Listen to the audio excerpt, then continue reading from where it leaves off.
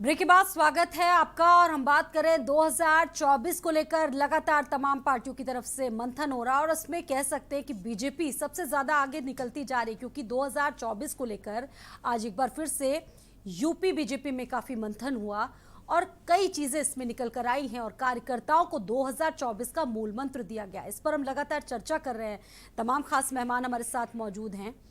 इस वक्त नवेश शिकोजी के पास आएंगे। नवेश जी, किस तरीके से देख रहे हैं, क्योंकि 2024 को लेकर ये बैठक चल रही है और कह सकते हैं कि विपक्ष का बिखराव बहुत ज्यादा देखने को मिल रहा है इस वक्त। देखिए, ये सब लोग देख रहे हैं, फिलहाल तो यही देखने को मिल रहा है और ये भारतीय जनता पार्टी भी जानती है कि उनके सामने मुकाबले में कोई नहीं है, फिलहाल नहीं। कैसे मानने के है?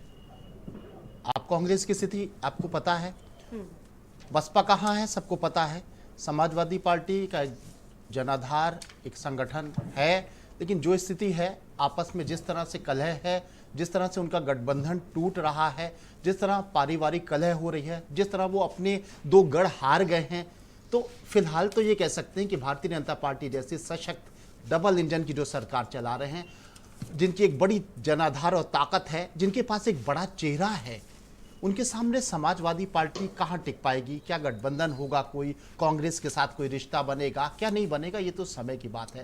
लेकिन इस वक्त जो आपका विषय है वो विषय ये है कि किस तरीके से भारतीय जनता पार्टी तैयारी कर रही है और उसकी तुलना में विपक्ष अपनी क्या तैयारी कर रहा है। तो तस्वीर बिल्कुल आईने की तरह साफ है। इसमें कोई पक्षपात की बात नहीं है कि भारतीय जनता पार्टी तैयारी निरंतर कर रही है और उसको परफॉर्मेंस भी उसके। बीजेपी को इतना विश्वास है कि अगले 30 से 40 साल तक हम ही रहेंगे सत्ता में। जी बिल्कुल, पूरे कॉन्फिडेंस में। देखिए, एक होता है ओवर कॉन्फिडेंस, अगर ये ओवर कॉन्फिडेंस में होते तो काम करने की रफ्तार इनकी कम हो जाती। ये सोचते हैं हम तो जीत ही रहे हैं, हमारे पास सत्ता भी है, लेकिन इनके अंदर कॉन्फिडेंस है और लगातार ये मेहनत कर रहे हैं। वो बात अलग है कि ये सरकार कैसी चला रहे हैं। विपक्ष जो कहते हैं वो सड़क पे नहीं आ रहे हैं, उनके उस तरह की तैयारी दिखाई नहीं दे रही है। कांग्रेस जैसा राष्ट्रीय दल, जो बात सिंह साहब मेरे बड़े भाई हैं, मेरे मित्र हैं, ये बात सही कह रहे हैं कि राष्ट्रीय दल वही है।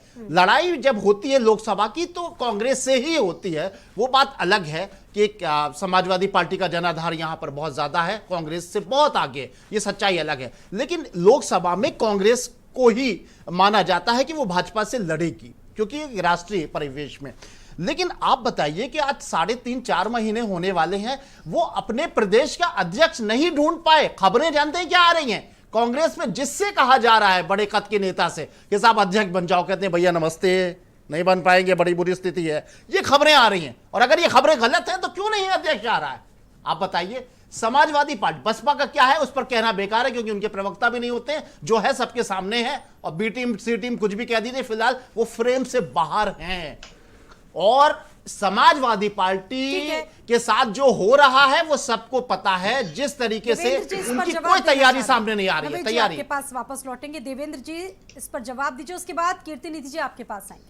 देखिए, हमारे वरिष्ठ हमारे जो पत्रकार साथी हैं, भाई हैं हमारे, नावेश शिकोर साहब ने बहुत सारे प्रश्न खड़े किए हैं और उसका हम स्वागत करते हैं। निश्चित तौर पर जो पार्टी नीतियों, मूल्यों, परंपराओं में, सिद्धांतों में विश्वास करने वाली पार्टियां होती हैं, वो हमेशा अपने पत्रकार बंधुओं का, बुद्धिजीवियों का, समाज के हर वर्ग के, उनके जो सलाह होते हैं उसको मानना चाहिए। हम मानते हैं। हम भारतीय जनता पार्टी की तरह नहीं है कि भारतीय जनता पार्टी के पक्ष में यदि कोई भी पत्रकार, बुद्धिजीवी, देश का कोई भी नागरिक यदि अच्छा कहता है, उनको अच्छा लगता है, तो वो देशभक्त है, और यदि वो उनके खिलाफ कोई शब्द कहता है या उनको कोई चेतावनी देता है या उनको कोई नागवार गुजरती है, तो उसको देशद्रोही साबित कर देते हैं। हम विश्वास के साथ कहता हूँ और अपने वरिष्ठ पत्रकार साथी को विश्वास दिलाना चाहता हूँ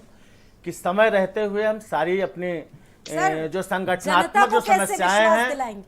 संगठनात्मक समस्याएं उसको हम दूर करेंगे और बहुत जल्द से जल्द हम उत्तर प्रदेश में एक सशक्त एक जो है प्रदेश अध्यक्ष दे करके, और निश्चित तौर पर मैं आपके चैनल के माध्यम से पूरे देश को, प्रदेश को विश्वास दिलाना चाहता हूं कि कांग्रेस अपनी लोकतांत्रिक जिम्मेदारी को एक बखूबी समझते हुए, अभी लगातार हमने चिंतन मंथन, चिंतन शिविर किया उदयपुर में, पूरे प्रदेश के हर ठीक है। विधानसभा पे नावेद सिकोह जी को बताना तो चाहता कौन से ऐसे हूं कि मुद्दे हर हैं विधानसभा पे हम जिनको लोगों ने लेकर जो आप है उतरेंगे इस शिविर बार? किया है, प्रदेश स्तर पे शिविर किया है, देवेंद्र पूरे जी। प्रदेशों में शिविर किया गया देवेंद्र जी। है। और स्वाति जी ये भी बताना चाहता हूं कि कांग्रेस की तैयारी 2024 का चुनाव ये वही तो अहम सवाल चुनाव है। है, सर, क्योंकि वही देश तो के सवाल है देश कि को कौन से ऐसे मुद्दे अंग्रेजों से होंगे देश को आजाद जिन पर कराने आप के चुनाव लिए लड़ेंगे इस बार? कांग्रेस ने बहुत सारी कुर्बानियां दिया अरे है, सर, कांग्रेस के नेताओं तो ने सभी कुर्बानियां जानते दिया हैं। है। देवेंद्र हम जी को तो भारतीय सभी जनता जानते पार्टी के हाथों जिस तरीके से भारतीय जनता पार्टी के नेता आरएसएस के इशारे पे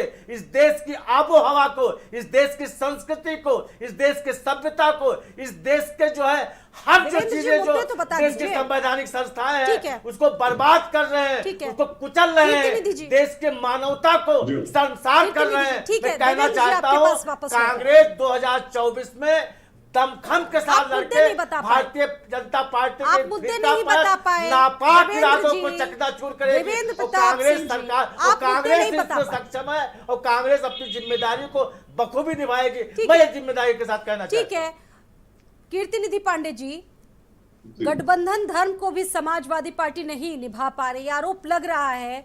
कई लोग आपसे अलग हुए और कुछ लोग हो सकता है कि अलग हो जाए। किस तरीके से इस बिखराव को संभाल पा रहे हैं आप? देखिए स्वाति जी, गठबंधन धर्म का जहां तक सवाल है उसको समाजवादी पार्टी निभाती है, और जो लोग हमारे पे सवाल खड़ा कर रहे हैं वो कल तक उनके साथी थे, सरकार छोड़ करके आए।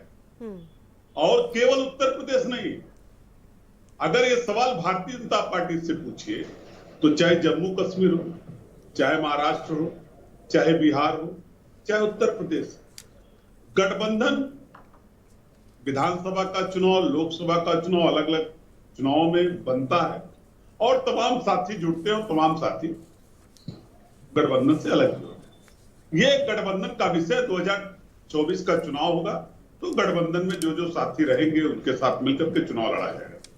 जहां तक आप के सवाल पे ओपी सिंह जी बोल रहे थे कि 36 सीटों पे चुनाव हुआ, एक भी सीट समाजवादी पार्टी नहीं जीत पाई। जब उत्तर प्रदेश का चुनाव डीएम और कप्तान लड़ेंगे, जब उत्तर प्रदेश का चुनाव थानेदार लड़ेंगे, जब उत्तर प्रदेश के चुनाव में जिस तरीके से महिलाओं की साड़ियां खींची गई, जिस तरीके से पर्चा न भरा जाए इसलिए तमाम उम्मीदवारों पे समाजवादी पार्टी के जगह जगह हमले किए गए, तमाम रिटर्निंग अफसर फॉर्म लेने को तैयार नहीं थे, जो कमियां थी नोटिस देने के बाद उस पर कागज लेने को नहीं तैयार हुए। और ऐसे हालात में आप चुनाव जीतने की बात कर रहे हैं। जनता जो चुनाव लड़े, जो आप सवाल खड़ा करते हैं लगातार समाजवादी पार्टी पे, मैं पूरे दावे से कहता हूं और गर्व के साथ कहता हूं कि जब से समाजवादी पार्टी का गठन हुआ तब से पहली बार विधानसभा के चुनाव में 36% मत आदरणीय अखिलेश यादव जी के अगुवाई में मिला। और कॉन्फिडेंस तो ठीक है, लेकिन Bharatiya Janata party over confidence में चल रही, महंगाई पे नहीं बोलना चाहती, बेरोजगारी पे नहीं बोलना चाहती, किसानों की दुगनी आय के सवाल पे नहीं बोलना चाहती। ये सब मुद्दे हैं और महंगाई का जो आलम है वो आपके घर में को लेकर समाजवादी पार्टी चुनाव लड़गी। सर, ये मान लिया जाए इस बार जी, ये जो आप मुद्दे बता रहे हैं, मुद्दे गिना रहे हैं, महंगाई, बेरोजगारी, 2024 का जो चुनाव है समाजवादी पार्टी इन्हीं मुद्दों को लेकर लड़ेगी इस बार। यही किसान, नौजवान, युवा, यही मुद्दे हैं, असली मुद्दे यही हैं। ठीक है, ओपी जी इस पर जवाब दीजिए। देखिए, अभी 3 महीना पहले 2022 का जब चुनाव हो रहा था विधानसभा का, तो सब लोगों ने कहा कि ये 2024 लोकसभा का ये एक प्रकार से समझिए कि जो जनादेश होगा वो 2024 के जनादेश को संकेत करेगा। 2022 का चुनाव हुआ। हम सपा प्रवक्ता को बताना चाहते हैं कि आजमगढ़ में 10 विधानसभा सीट 10 जीत गए, बलिया में 8 में 7 जीत गए, गाजीपुर की सभी सीटें जीत गए। तो उस समय न ईवीएम था, न डीएम था, न प्रशासन था। तब तो आप जो है बड़ा सीना चौड़ा करके चलते थे। वो आम चुनाव साहब था। ये देखिए, वो ये आम आजमगढ़ चुनाव है, था। जहां और हम 10 चुनाव में विधानसभा सरकार जीत की चुके दखलंदाजी हैं। रहती ये है देखिए ओबीसी की। गाजीपुर की सीटें जीत चुके हैं। नहीं, जब अरे 2024 का शांत चुनाव रहो, होगा मर्यादा तो सीखो। उसी रामपुर में हालांकि और उसी समाजवादी आजमगढ़ में पार्टी समाजवादी के पार्टी चुनाव नेताओं जीतेगी। और प्रवक्ताओं से समझे? मर्यादा की कोई अपेक्षा नहीं की जा सकती। कीर्तिनिधि जी पहले इनको उनको सुन पहले लीजिए। स्वाति जी ठीक इनका है, रोकिए। मैं आप। बोल रही हूँ कीर्तिनिधि जी पहले मर्यादा उनको मत सुन लीजिए। दिखाइए। मैंने किसी के बीच में नहीं बोला। नहीं, कीर्ति मैं जी इसकी पहले पीड़ा उनको समझ बात रहा सुन लेने हूँ। दीजिए, रोकिए सुन तो लीजिए। बोलूंगा, हम वरना जानते उन्हीं हैं से उसके बुलवाइए। बाद आप पार्टी अपनी के लोग बात कितने रखिए। मर्यादित ठीक है, नहीं। ओपी जी मैं बोलिए। जानता हूं, मैं जानता हूं कितने मर्यादित लोग हैं आप लोग, मैं जानता हूं। ओपी जी कंटिन्यू। अरे यार लड़ाई करने आए हो कि डिबेट करने आए हो? अरे यार लड़ाई नहीं, करने आए हो कि डिबेट करने आए हो? भैया मेरी बात शांतिपूर्वक सुन लो। ये डिबेट जनता के लिए हो रही है। ये डिबेट जो है समाजवादी पार्टी की गुंडाई लड़ाई के लिए नहीं हो रही है। फिर आप ये गलत जनता बयानी के कर रहे हो, सवालों का फिर जवाब आप गलत दिया जा बयानी रहा कर है। रहे हैं, फिर आप गलत बयानी कर रहे हैं। हाँ सुनिए, तो आप कर रहे हैं, सुन लीजिए, सुन लीजिए। गलत बयानी तो आप कर रहे हैं। आप बीच में बोलेंगे तो क्या डिबेट देखिए अपनी चलेगा? अपनी बातें रखिए। अगर आपके तरीके के बात बोलते विवाद को समय मत मैंने बढ़ाइए। 1 सेकंड भी बोला हूं ठीक है तो ओपी आप जी बताइए। आप बताइए, जवाब दीजिए। हाँ तो मैं ये कह रहा हूं स्वाति जी, हर पार्टी की अपनी अपनी रणनीति होती है। कांग्रेस पार्टी, समाजवादी पार्टी, बसपा, या जितने भी देश और प्रदेश में दल है, उनकी सबकी अपनी अपनी रणनीति है। वो रणनीति उनको मुबारक हो। भारतीय जनता पार्टी की जो रणनीति है, उस रणनीति के बारे में मैंने आपको बताया कि आज जो हमारी बैठक हुई थी उसमें क्या क्या तय हुआ, क्या एजेंडा था, क्या अभियान था, ठीक क्या है। कार्यक्रम भविष्य में होने वाले हैं और हमारा लक्ष्य क्या है।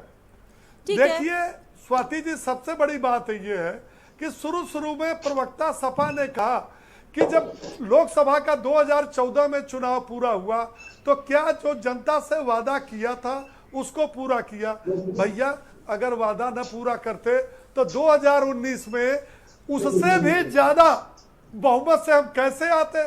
और 2017 के विधानसभा चुनाव में जनता से जो हमने वादा किया था, यदि पूरा न करते तो 37 साल बाद ऐतिहासिक रूप से प्रचंड बहुमत से हम दोबारा सत्ता में कैसे आते। ये कैसे आए? ये जनता ने हमको दिया, जनता ने आपको पैदल किया है और जनता ने हमको पूर्ण बहुमत दिया है। अब अगर आप ये जनाधार को ये कहते हो कि ये झूठ और फरेब है, तो आप ये जो सीधे 80 वाला लक्ष्य इस बार रखा गया है ओपी सिंह जी, ये कुछ ज्यादा नहीं लग रहा है। जनता के जनादेश ओपी जी। को मैं यदि आप ओपी झूठ जी। आ रही हूँ कीर्तिनिधि जी, आ रही हूँ आपके पास। नहीं, कीर्तिनिधि जनता जी का आ रही हूँ अपमान आपके कर रहे पास। हैं। ठीक है ओपी जी, ये जो 80 वाला लक्ष्य इस बार रखा गया है वो थोड़ा ज्यादा नहीं लग रहा है?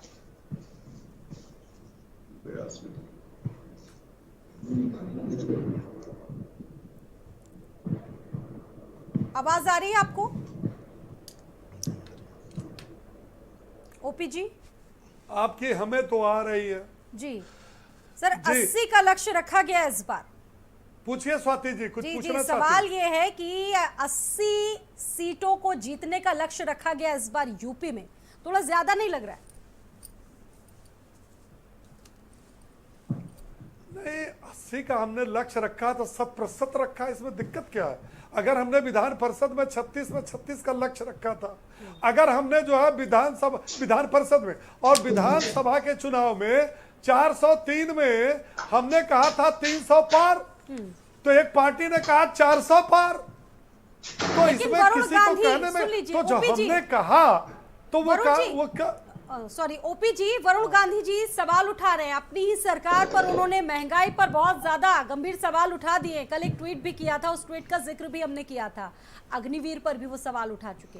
कई ऐसे मुद्दे हैं अपनी सरकार को घेरते आए, क्या कुछ रिएक्शन देंगे आप?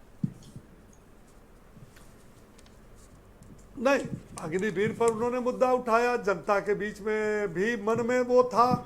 लेकिन आज देखिए कि केवल वायुसेना में 7 लाख नौजवानों ने अप्लाई किया, आवेदन दिया है। 7 लाख केवल वायुसेना में, और थल सेना, वायुसेना, जल सेना में मिला करके अब तक जो है 19 से 20 लाख बच्चों ने आवेदन किया है। आप कैसे इसको नकार सकती है? ये तो वो लोग हैं जो सीए को लेके, 370 को लेके, 35A को लेकर,